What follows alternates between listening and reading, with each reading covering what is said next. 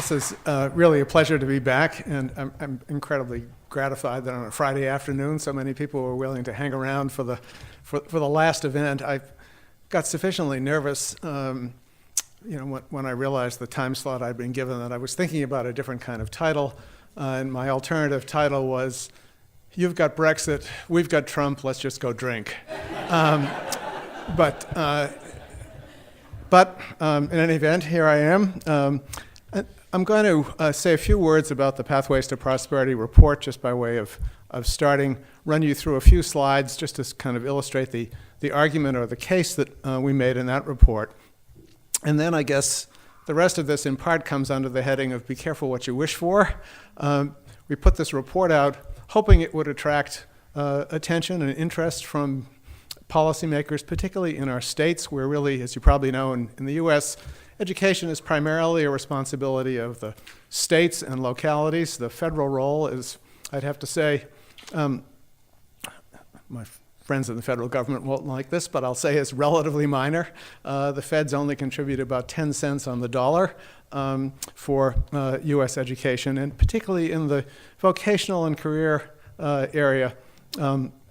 Although there's been a steady kind of federal presence, most of the action, as it is in other pieces of the education system, really happens at the state and local level. This report, by the way, I had two co-authors, an economist, Ron Ferguson, who's based at the Kennedy School, which is our public policy school at Harvard. Ron, very well known in the States for his work on the racial achievement gap. And then we had the good luck to have a visiting journalist who was hanging out in Cambridge at the time looking for a project. His name was Bill Simons. He had covered education for the Business Week magazine in particular over several years. And I do think a lot of the attention that the report got came from the fact that it was mostly written by a journalist, not by academics, although I don't think of myself as a traditional academic. I spent most of my career actually going back and forth between the public sector, having worked at both local level, state level, federal level, run a couple of nonprofits, worked in a national foundation. So I've had a range of different experiences before I landed back in Cambridge in the late 90s. In any event, we put the report out. It did manage to get a lot of attention. One of the interesting things, it's funny, I was thinking, we're kind of culturally disadvantaged. We don't have lords the way you do, and it seems to me that, maybe we would have had even more impact if I was Lord Schwartz, I don't know. But you have a tradition of having these governmental reports, and typically, with a lord or some other significant figure, because we don't have quite the same tradition of governmental reports. Often it's private foundations that are the sources they create commissions and release reports. We did this in a kind of unusual way. It was kind of three freelancing people hanging out at a university.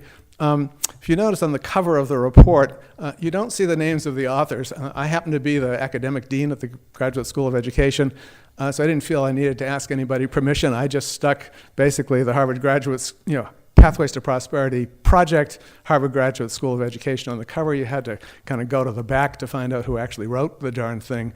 But the point was that a lot of the attention that the report generated, I think, was coming from a brand name institution that doesn't typically talking about trying to get a better balance between the narrowly academic purposes of education and the career purposes was really the way I framed the report.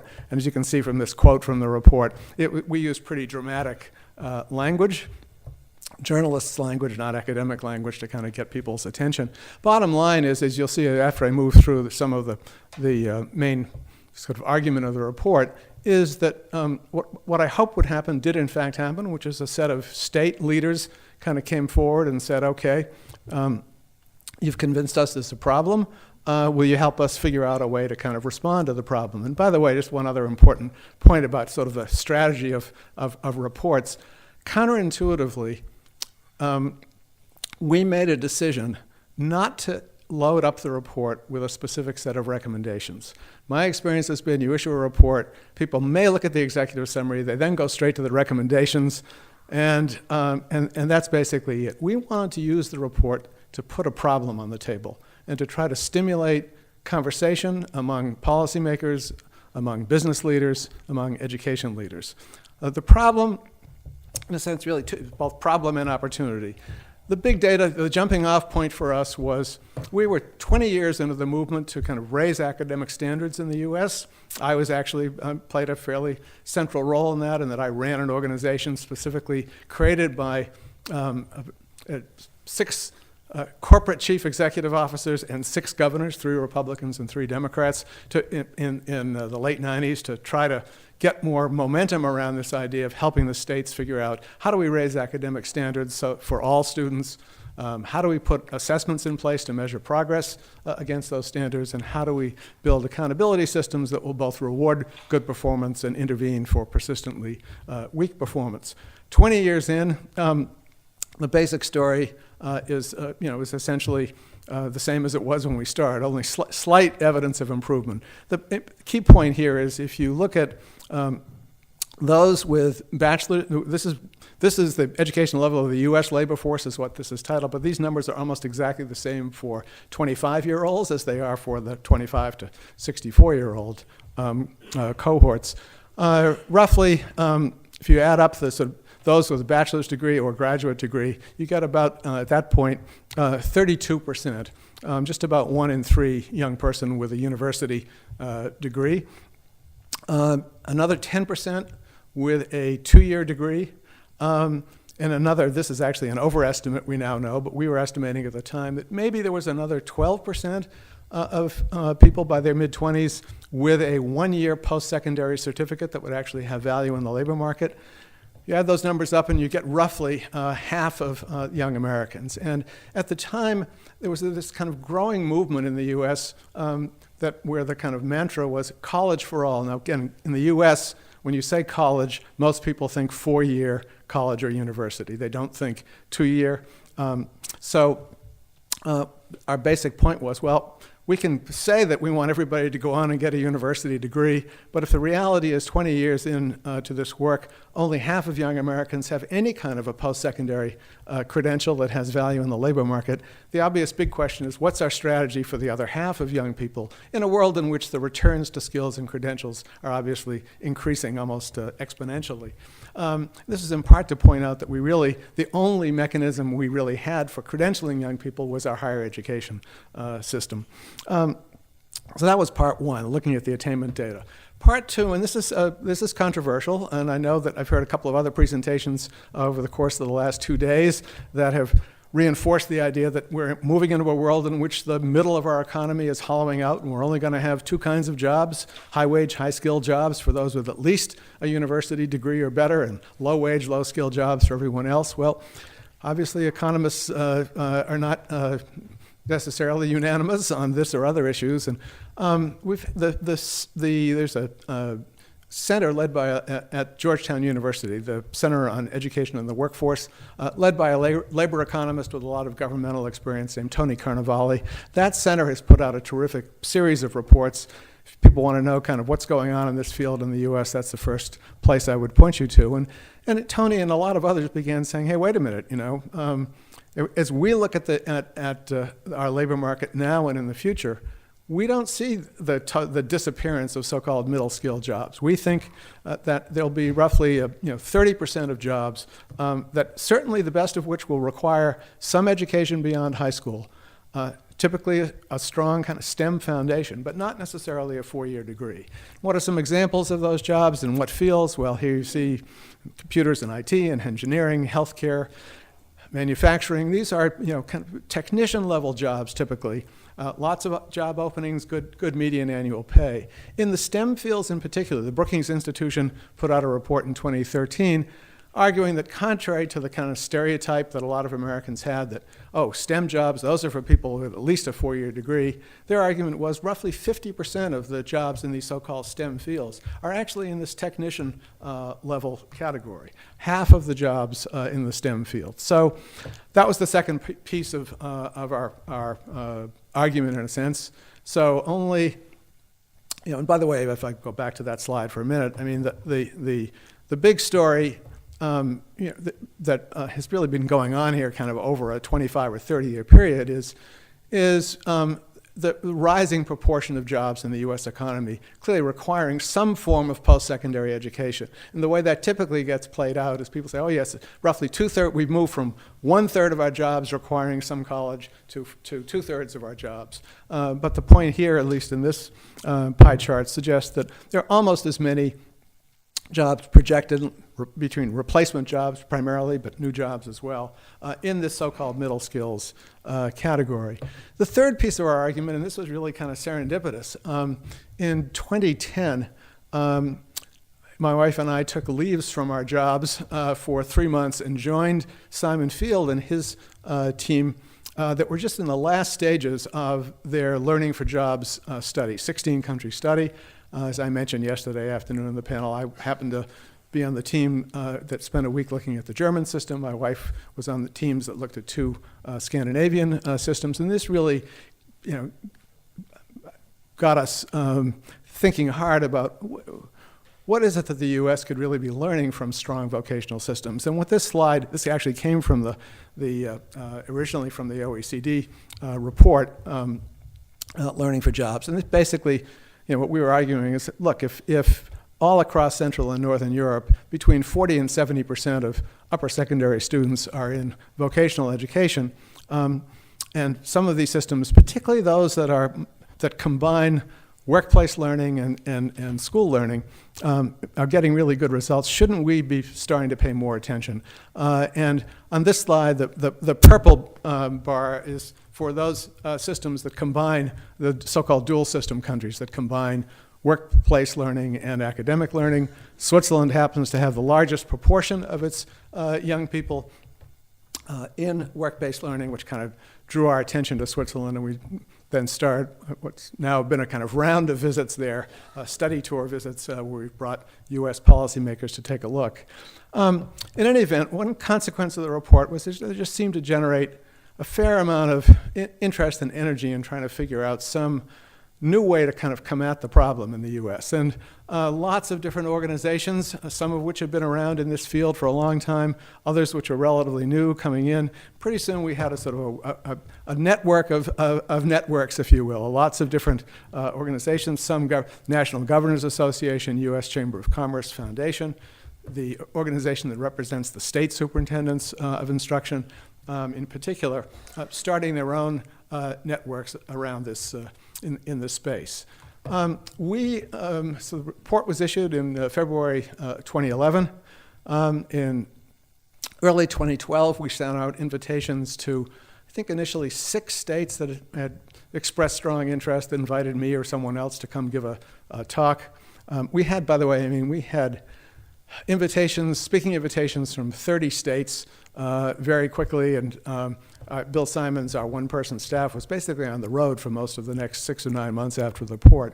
We started in 2012 initially with 4 states, and I'll say a word about kind of how we work with states. We now are working in a dozen states, about to add 2 or 3 more in the fall. And these states and regions that we're in collectively represent nearly half of the school kids in America. This is not to say that our programs are anywhere near reaching that number. It just says something about the potential. Our network is simply one of now there are more recently at least 2 new networks have come in with some overlap with some of our states. The J.P. Morgan Chase company, through its corporate foundation, put up $35 million to stimulate competition among the states for kind of career pathways development. They're going to, this is a 2-step competition. They're going to ultimately winnow this down and pick 10 states later in the year to make a pretty significant 3-year investment in. Meanwhile, the National Governors Association, with support from the Siemens Foundation, is a smaller network of states focused on sharing information about work-based learning. You are transforming outcomes. This was the slide we prepared. We bring teams, 10-person teams from each of the places that we work together twice a year for roll-up-your-sleeves kind of institutes, and we just recently had our second institute of this year in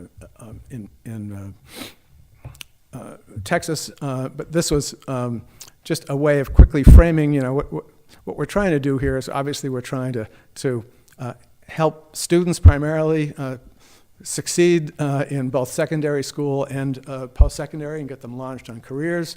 We think our work is also obviously aimed at helping employers address the skills gap, kind of talent pipeline questions, and ultimately, because this work, even though we come in through the window of the state, most of our work really plays out at the regional labor market level, and I'll say a few words about that, but this obviously one of our big goals is to help strengthen regional economies and make sure that companies have the talent pipeline to really grow their businesses. In a simple kind of way of framing this, if you ask what our goals are, what we're trying to do is help our states and regions build systems of career pathways that start in our high schools, seamlessly connect to our 2-year post-secondary institutions, which are, in some ways, our community colleges, to the degree that we have any institutions that are primarily focused on workforce development.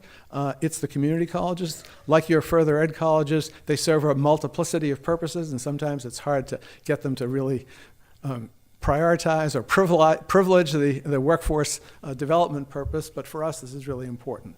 Let me just walk through this. The first goal here is one that might seem odd in your context, but I have to say a couple of words about it. To help all students at least complete high school with at least 12 credits of post-secondary credits and with work-based learning experience. We are very much aligned with Andreas Schleicher, who this morning I thought made a pretty powerful case for really arguing for the kind of universality, if you will, of work-based learning as just a key piece. But we also are now convinced, based on very substantial experience and evidence in the U.S., that actually, let me back up 1 second and simply say, to the degree that we've I think, sufficiently challenged the college for all as the meaning university for all as the framework. What we substituted for that, and I think it's now pretty broadly accepted in the U.S., is all young people leaving high school, both college ready, meaning ready for some kind of post-secondary education experience, and career ready. And what we now know from pretty substantial experience is that for low-income young people and young people who don't come from college-going or university-going families, the absolute single best predictor of successfully in not only enrolling but actually completing a post-secondary program is to get them started on that program while they're still in high school. We have a long tradition in the U.S. for kind of high academic achievers. We have a program called Advanced Placement where you're able to take courses while you're in high school that carry college credit. More recently, states have been creating funding streams to support what we call dual enrollment, where young people are in courses that are both carrying credit for their high school work, but also carrying college credit. And more recently, thanks largely to the Bill and Melinda Gates Foundation back in 2002, supporting the development of really what's now a pretty substantial national network of what we call early college high schools. These are high schools that are deliberately set up to get kids started with early college experience. There are now 100,000 kids in early college high schools across the country. There are some states, Texas, North Carolina in particular. Texas has now, I think, 150 of these schools. They're primarily serving poor kids. They're primarily serving kids of color. And they're taking kids, not the kids who are furthest behind or most at risk, but they're taking kids, some of them begin as early as year 7 but most typically, year 9, which is the beginning year of high school in most American cities. And what they really do, they're built on a kind of an acceleration model. And the idea is if you can get kids started in cohorts, all these high schools are set up in partnership with a post-secondary institution, mostly with 2-year institutions, but some with 4-year as well. And what we're learning is that again, for young people who don't come from college-going families, there's the kind of academic preparation and getting kids starting to do college level work and acquiring a sense of confidence that they can do it. But there's also an important kind of cultural aspect here too, which is getting young people comfortable in a kind of college setting with support, realizing that they can in fact do this. So First goal, getting kids through high school with both some college credit already and work-based learning experience, then to help them move seamlessly along to get a post-secondary credential with value in the regional labor market, get launched in a career, ideally in a high-growth, high-demand field, and I'll say more about that, and then to be able to advance in their career and pursue further education as interested. You'll notice in the center of this slide, it says all young people. And this is an important distinction. This is not about one track for kids entering the labor market and another for those going on to the university, and I'll say more about that in a minute. So how do we work with our states and regions? We bring a pretty simple framework to the table. I should say, by the way, when I say we, the we here is primarily a Boston-based nonprofit, non-governmental organization called Jobs for the Future. It's been around for 30 years. 120 staff, entirely focused on education and workforce for low-income young people and low-income adults. Has a lot of experience running programs, typically funded by national foundations that work across states around particular issues or themes. So it was the kind of natural place for me to turn when states started to come and ask, will you help us do something? It's probably not incidental to say that it was natural for me to turn there in part because my wife is the vice president there. But I always qualify that by saying I actually had I've known the organization almost from its beginning. When I was working in a private foundation, I was their first big funder back in 1990. So my wife's only been there 15 years, so she barely counts in this. So we have this framework, and the first piece of the framework, and this will resonate with a lot of the conversation here, is we think that there just needs to be much, much more systematic, sustained attention to introducing young people to the world of careers. And we think this needs to be built into the curriculum. We believe that you need to start at least as early as the middle grades, which in our system is typically year 6.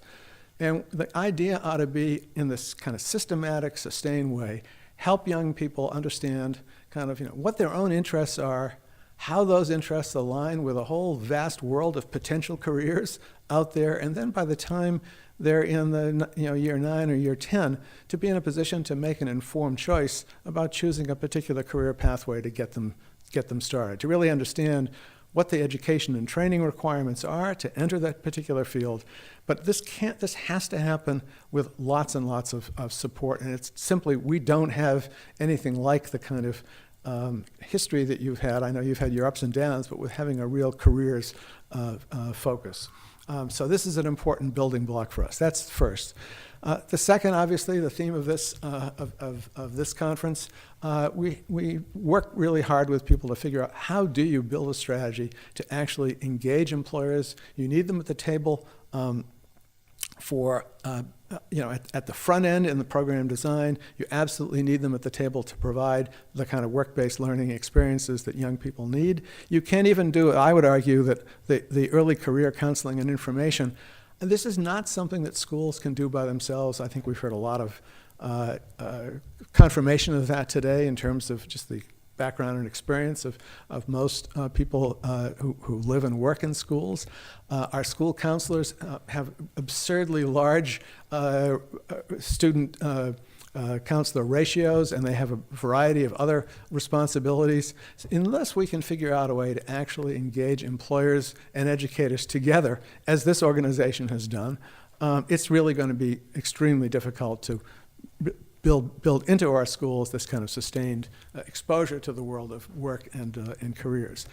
Our experience is that the only way to actually get to scale with, particularly with work-based learning, is in every region to find or build anew an intermediary organization that is appropriately staffed, that is employer-facing, and that can really take the responsibility for particularly engaging small and medium-sized employers. Large employers can play in this game. Typically, they've got their own HR departments, et cetera. But what's really critical in these regions is to get a much, much broader range of employers to the table, and that can only be done with a well-staffed, employer-facing organization. So, and we're kind of agnostic on where that organization needs to sit. We happen to have probably the strongest such organization in the country, sitting in Boston. It's called the Boston Private Industry Council. It was started in the late 1970s. Technically, it is our local workforce development board, which these are these were created to carry out federal employment and training programs. But our board, because of its name and because of its history, it views that as only a kind of incidental piece of its responsibility. And it particularly is well staffed to support in-school youth, which again is quite exceptional. Most of our workforce development boards, which are very inadequately funded, tend to primarily focus on out-of-school youth and on adults who need help in the labor market. And finally, as I say, although the work plays out at the regional level, because what we're trying to do is help people cut across the secondary and post-secondary divide and cut across the education system and workforce system divides, at the state level, these are typically siloed organizations. They each have their own funding streams. They have their own political constituencies. They have their own rules and regulations. Unless you've got strong state leadership that can help people at the regional and local level cut through some of the challenges and the regulatory issues, it's really hard to get momentum around this work. As it happens, when we come into a state, we basically say, start by picking maybe 2 regions in your state where you think you've got some assets. And by assets, we mean motivated employers who are sufficiently concerned about their future workforce to want to come to the table. Maybe where you've got a strong community college that does really strong technical programs or strong secondary vocational programs.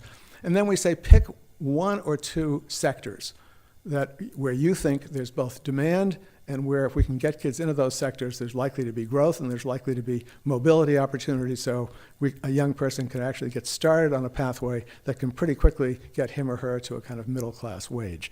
And as it happens, virtually everywhere we work, it's these same 3 sectors that come up. Often there are other sectors as well, but it's IT, information technology, which is both a sector in itself and cuts across virtually every other sector. The whole health sector, which obviously has a ton of low-wage, low-skilled jobs at the bottom, but also has a very important tier of these middle-skilled technician-level jobs. And often, Boston happens to be a health center. There's always, just people desperate to find people who've got the skills to fill those jobs. And then, although the numbers are smaller, manufacturing is actually coming back in the U.S. If I had to pick a set of employers who are the most highly motivated to work with us, it's the small and medium-sized manufacturing places. Their view is that because Americans have been reading for the last 20 years that manufacturing is dying, and because most people over the age of 40 or 45 have an image in their head of manufacturing as kind of dark, dirty, and dangerous, have not been in a modern manufacturing facility, don't really understand just the degree to which technology has totally changed, transformed that sector. The employers say, please, please, please help us. You've got to help us get young people to really understand we've got good jobs, really well-paying jobs here. Yes, they require technical skills, but we've got an aging workforce, and we've got this image problem, and you have to help us work on that. So in a way, this is a complicated slide, but in a kind of, when you think about what we're trying to do, we're trying to both combine strong, rigorous academics, obviously, through secondary and post-secondary, and a strong career and technical education focus. On the sort of bottom of the slide, progressive kinds of work-based learning opportunities, internships, and then realizing that young people are probably going to start with relatively low-skilled jobs, but putting them on a track to actually sort of move up that chain as they're moving up the education chain. And we are increasingly in the US kind of moving into a world where people talk about kind of stackable credentials, short-term certificate programs and others that can kind of accumulate ultimately to 2-year or 4-year degrees. In terms of the milestones, how we measure progress, in the early secondary years, it's around, ultimately our students on track to graduate without the need for remediation in post-secondary, which is a huge issue in the US. Are we getting more people through what we call a pathways program of study, which is a kind of defined, that's partly a term that comes from our federal programs, but it's programs of study have a kind of definition around them in a career area with a sequence of courses. Are they ultimately leaving post-secondary with credentials that have value in the labor market? And ultimately, how are they doing once they finally hit the labor market? And are we beginning to help employers in these regional economies fill these hard-to-fill middle-skill jobs? Just some examples from our network of places to give you a sense of how this work plays out. California has been, I have to say, a fun place to work. We managed to find a champion who happened to be the president of the California State Senate. We were lucky enough in 2014, the Swiss government, because we'd been touting the virtues of that system, the Swiss government said, well, we'd like to help out. Why don't you put together a delegation of leaders from your states to come over and spend a week really studying the system. And one of the people who came along was the advisor to the California State Senate president. She came home and said, you got to go visit. He brought 3 or 4 other California legislators to spend time looking in Germany and Switzerland. And he came back and managed, through the budget process, something that only a powerful figure could do in California. He managed to push through in the last days of the legislative session a $250 million appropriation for something he was calling the Career Pathways Trust. I then was asked to, kind of work with him and with the leadership in the 3 key agencies in California to kind of design a process for moving that money out. We convinced them to do it on a kind of competitive basis,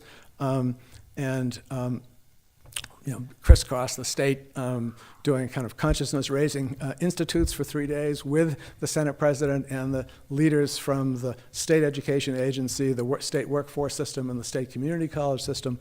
Generated a lot of interest in this program. Basically, this was designed to fund regional consortia, really important. Regional consortia that had to begin by making the case for which fields they were going to focus on. And there were 2 different state agencies that had done a pretty sophisticated sort of labor market analysis, region by region, in this big complicated state. So begin with the sectors that you're going to focus on. They had to have employers at the table. They had to have the workforce system. They had to have the community college system. And they had to have the high school system. And they could bring others as well. Anyway, we ran them through a competitive process, structured the program into 3 tiers, depending on the size of the region that you were proposing to work in. I won't go through the details, but the first round, there were 3 times their requests, applications totaled $750 million for a $250 million pot. So the Senate president managed to get through a second $250 million appropriation. And the next year, the governor, not wanting to be outdone, pumped another slug of money into the system, mostly to shore up the more traditional part of the career technical education system. So a big state, but the state that's really made the biggest investment in this work now. All across the state, there are something like 80 funded consortia really working away at this problem. Again, I'll skip over that. To pick a second state, Illinois, kind of interesting. This is the one state that kind of began by actually looking at the demand side and trying to say, look, we've got to figure out a way to get employers to the table.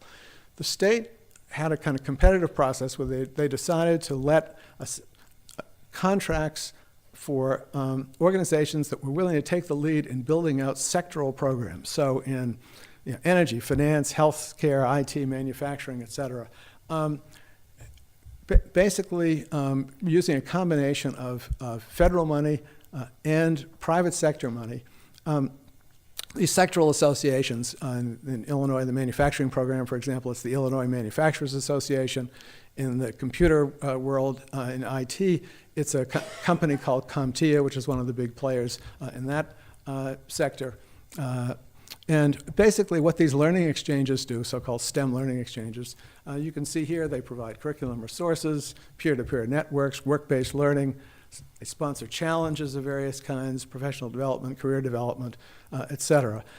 These are still in the relatively early stages, and Illinois has had a lot of funding issues recently, so it's still a little unclear ultimately what impact they're going to have. But it's interesting, and it's the one state we worked in that really kind of began by thinking about how do we get the employer community engaged. Tennessee is a place, I'd have to say, the way we've worked each year, we have a new cohort of states that come in. We ask states to make a 3-year commitment. And we're now in year 4, and Tennessee, right there from the beginning, it was the first state that joined, and it's continuing to chug along. Tennessee is interesting because it's the first state where the state has made a commitment, the governor in particular, to provide 2 free years of post-secondary education for every young person who meets a pretty minimal sort of threshold. The governor, and I would say that in different states we've come in through different windows, but when we've come in through the governor's office, it's made a big difference because the governors are the people who are really best situated to do 2 things. One is to kind of connect the dots for people, help the public understand, here's the economy we have, here's the economy we want, here are the current skill levels of our workforce, and here's the challenge of what it's going to take for us to ratchet up the proportion of our workforce that have the necessary skills and credentials to attract employers and to enable the employers that are already here to be able to grow their businesses. And in Tennessee, the gap between where they were, only 32% of their workforce 5 years ago had a post-secondary credential. And the governor set this pretty ambitious goal, created this program called Drive to 55. The goal was to by 2025 to get 55% of the workforce with a post-secondary credential. And our pathways work really fit beautifully under that because we think of this as, this is the kind of prevention strategy. This is catching the kids who are still in school and trying to get them on a path to get credentials. The state had strategies for bringing adults back who had some post-secondary and getting them to complete. But a key piece of the strategy is the state happens to have 2 different sets of 2 different forms of 2-year post-secondary institutions, and guaranteeing free tuition and mentoring and support. They've just had a huge spike in both high school completion and, more importantly, post-secondary enrollment. Too early to tell whether or not how that's going to work in terms of the ultimate goal of getting kids through with credentials. But just a quick illustration, the way that states like Tennessee have been working at the state level, what the governor has done is basically make this a strong interagency focus. So you've got the Economic Development Department, you've got the Labor Department, you've got post-secondary, you've got secondary. They all in that state report to the governor. Education in some states is a kind of separate governance system. Here in Tennessee, everything aligns with the governor, and the state's had good luck to have 2 successive governors. The second governor, the current governor, Bill Haslam, is a Republican. He's now in his 2nd term. And he followed another 2-term governor who happened to be a Democrat, Phil Bredesen, but the continuity of priorities and focus has really been quite extraordinary. This is really unusual in our setting. Particularly, it's unusual to have a governor of one party really picking up on the policies of the previous governor and trying to extend them. One example from Boston, again, we have a few in terms of employer engagement. We've got a few large companies that have really stepped up and decided to try to create these model programs, IBM being best known, I think, for a program that started in New York City known as P-Tech, which was basically a grade 9 through 14. Early college, I think of it as combining the early college high school model with the career academy model. The reason it's gotten so much attention is IBM basically guaranteed people who complete the program, young people who come up with a 2-year technical post-secondary degree, basically, put them at the front of the hiring queue for IBM. The first 6 kids who've made it through the program are at, IBM.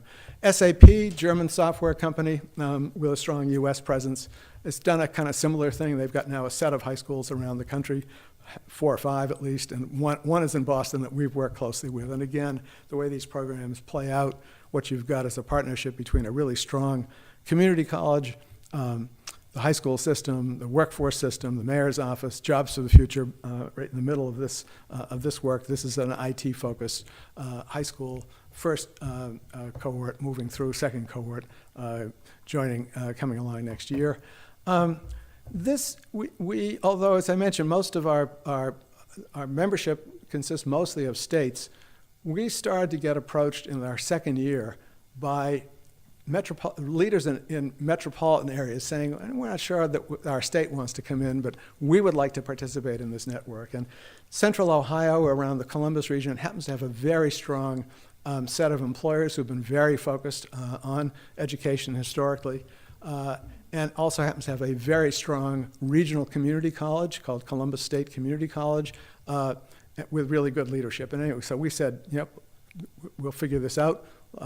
Join the network. We've worked closely with them. They were able to take advantage of a state competitive grants program to get $15 million.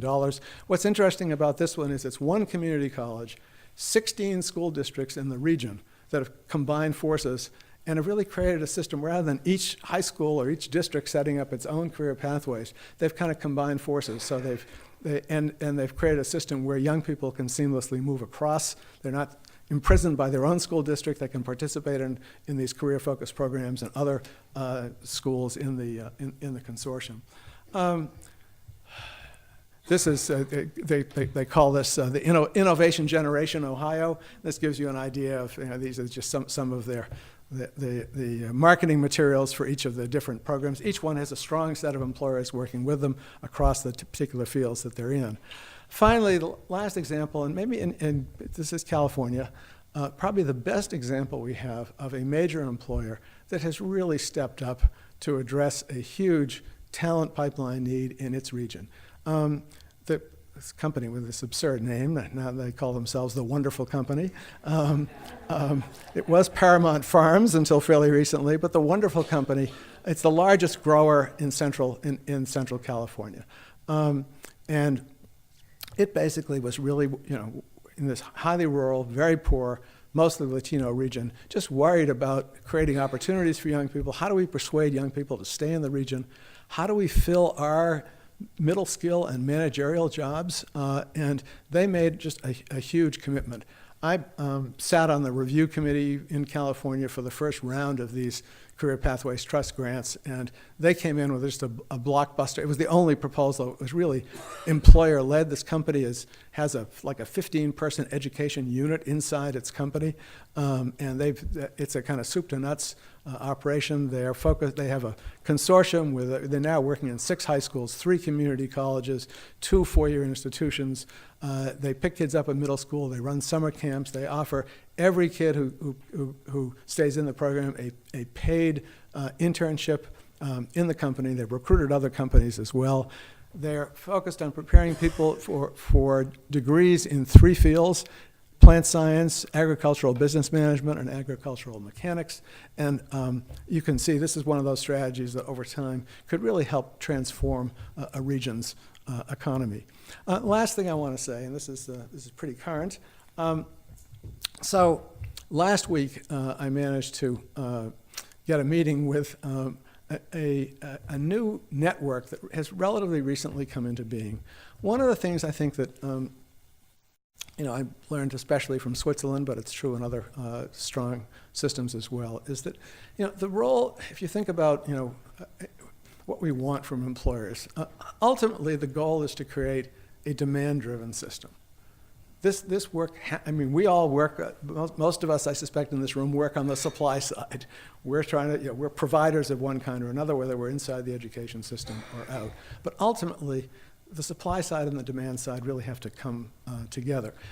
This job cannot be done one employer at a time. We've got to find ways to engage employer associations. And the key, if you go to a place like Switzerland, it's the employer associations in each sector that really drive the work.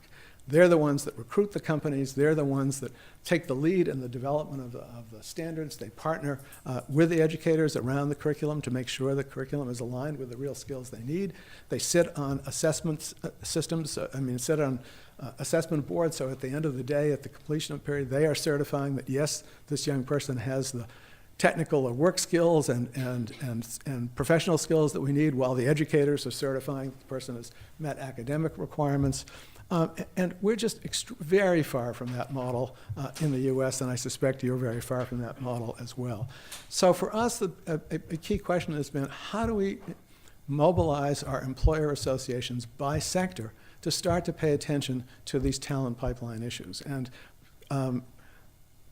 so discovering this, I shouldn't say discovering, but last week having the opportunity to meet with a new national network has formed among leading employer associations, 25 industry associations across a broad range of sectors representing 75% of the future jobs. And they finally decided we need to come together and we need to now pay much more attention to the talent pipeline agenda. And these slides are from them. These aren't my slides. This is their definition of their work. They're trying to promote the use of tools and resources to help employers identify competencies and promote credentials that lead to work. They're trying to move competency-based hiring practices, which I think is really important for a variety of reasons. And most important from our perspective, they are now really trying to push this idea of work and learning opportunities across the economy. Again, I don't need to read this. They've put out, the first thing they've put out is a short 4-page summary of what they believe are the common employability skills that young people need that cut across sectors, which I think is a useful first step. They put out a quite good guidebook with a lot of examples of work and learning programs and initiatives in their own fields. They are really trying to kind of, just build some momentum around this idea of getting the employer community as a national community more focused. We've got at least 2 of our major business organizations, the Business Roundtable, which I guess would be the counterpart of, what's the organization called here, CBI. This is the biggest, the largest companies. They got so intrigued by the national network that they've brought them in under their umbrella, so it's now an initiative under the Business Roundtable. Meanwhile, our U.S. Chamber of Commerce, which probably has the widest scope, if you will, has the most regional chambers and is the structure through which small and medium-sized employers typically participate at the regional level. It's gotten very engaged in this talent pipeline work as well. National Network, its report of its progress to date, Common Employability Framework, Blueprint for Industry Organizations to create standards-based credentials, and a guide to help move us toward a more competency-based system. We're a few more minutes? Or are you going to open up for questions? I'm happy to stop. Yeah, we need to wind up fairly soon because if we're going to leave room for some questions. Yeah, yes. Good. The last comment I'd simply make again is to come back to kind of where I began. Trying to advance this idea that all young people are going to need 2 things as they exit high school if they're going to be able to make their way. They need to be prepared to participate in some form of post-secondary education. At least in our economy, it's pretty clear if you only have a high school diploma, or worse yet, if you don't even have a high school diploma, you're pretty much consigned to the low-skill, low-wage part of our economy. And we have our own version of NEETs. Estimates vary, but it's somewhere between 3.5 and 4 million, probably. 16 to 24-year-olds not in work, not in school, and obviously that's a problem that we've got to really tackle. But our view is everybody not only has to get through high school, but some kind of post-secondary certificate, and everybody needs to leave high school with a much clearer idea of the world of careers, the world of work, and they ought to take their next step based on information and experience with work. And if I could wave a magic wand, I would mandate, which sounds like what Andreas would like to do as well, that work-based learning be kind of a universal requirement for high school graduation. At least the opportunity ought to be out there for every young person to have a significant work-based learning experience. Some of our places have been really good at developing quite simple assessment forms that employers can use to certify. Mainly, the big issue for employers when you're talking about teenagers is professional skills. Are they confident the young person will show up on time, understands about workplace decorum, kind of moving up the continuum, understands something about working in teams, understands when to take initiative and when to ask for help and advice, et cetera. It would not be a huge stretch, it seems to me, to at least imagine a goal of having every young person leave secondary school with a form signed by an employer after, it could be a summer employment opportunity, could be a 6-week internship, certifying that this young person has actually demonstrated the kind of professional skills that really seem to be the key to actually being able to enter this economy. And if we could get there, I would be happy. Let's open up.